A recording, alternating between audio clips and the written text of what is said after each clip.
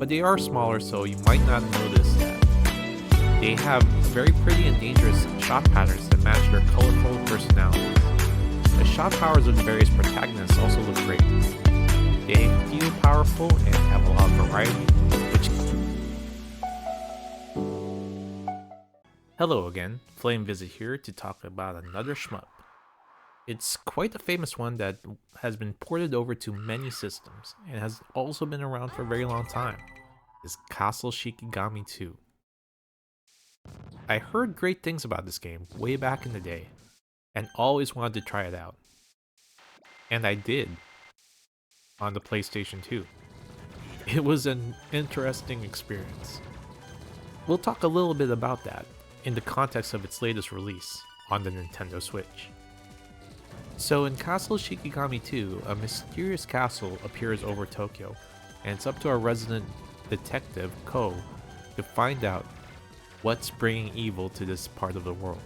Luckily for us, he's no stranger to supernatural events, and armed with his powerful abilities and the spirit Sazae, he sets out to investigate and stop the source of these monsters that are attacking Tokyo before it's too late.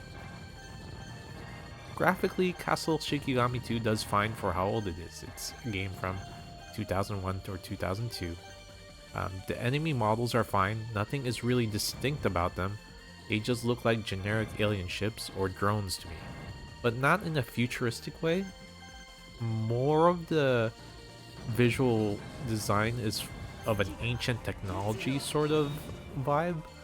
The game has nice scrolling parallax, but I don't think that it does enough to make itself like memorable visually.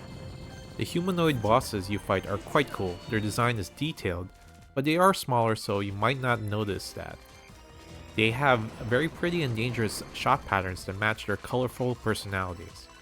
The shot powers of the various protagonists also look great. They feel powerful and have a lot of variety, which keys into the gameplay. The game has a lot of different playstyles with its multiple protagonists. Each character has a unique, basic, and concentrated shot. They feel distinct to each character, especially the concentrated shot or Shikigami power. For example, one is a heat-seeking avatar that attacks the nearest enemy, while another character uses an orb that does constant damage when it's set at a specific location. There's also a graze mechanic which supercharges the player's shot damage and speed based on the proximity to a bullet. It adds a lot to the score multiplier as well, so it goes for a high risk, high reward sort of mechanic. This sound is good. I like a lot of the tunes. I think one of them that stands out is the third stage one, which sounds ominous but still retaining an upbeatness to it. Now, for something that's a bit strange in this game's localization history. See this odd thing? It's Mobile Light Force 2, which was the domestic release of Castle Shikigami 1. That art has nothing to do with the game. Castle Shikigami 1 seems less fair than 2 mechanically, but some bosses are a bit much. It also has some dubious in-play dubbing, and I think they cut out some of the story sequences, but the bosses do look creepier in that game. However, the Castle Shikigami 2 PlayStation 2 XS game localization has the distinction of having some very cringe and horrible English that is actually quite entertaining. You should listen to it. Hi, what a cute boy. Interested in my body, aren't you? Not interested. Oh, you're into that.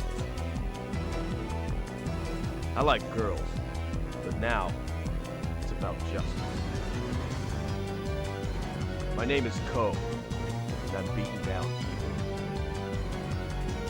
Stop bothering me. Now listen, you have two choices. A, beaten and then get caught, or B, caught and then get beaten. You're an idiot! Let me finish you! 手加減はしないわ。Yeah, I'm genuinely curious how the dub is amongst all the characters for the game, and I'm actually motivated to play through it to find out.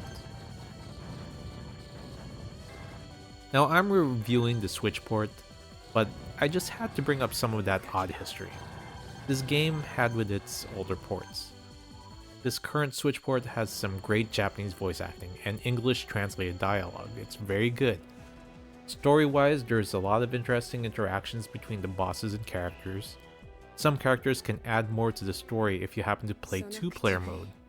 There's also a mode where the CPU plays the other characters so you have access to that story.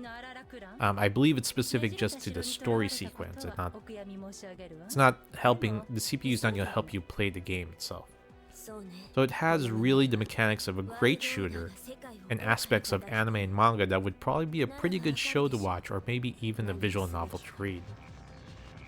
Castle Shikigami 2 is a great add to anyone's shmup collection and I'm giving it an 8. It has solid mechanics like its bullet graze that gives you a score multiplier in addition to increased firepower, while it also has a large character variety that allows for many different playstyles. It has a great manga anime aesthetic that adds another layer of appeal where you see more interactions based on the characters you use. Although it is more dialogue and not like a full cutscene, I think it's enough to catch your attention with its interesting cast of characters. Too bad it doesn't get the old cringe-worthy English dub that's so amusing, but I'm sure you can look those up if you're truly interested in it. Check out this game. It's quite good, there's a lot to like, and the series has a quirky localization history, which is kinda neat. Thanks for watching, and talk to you guys later.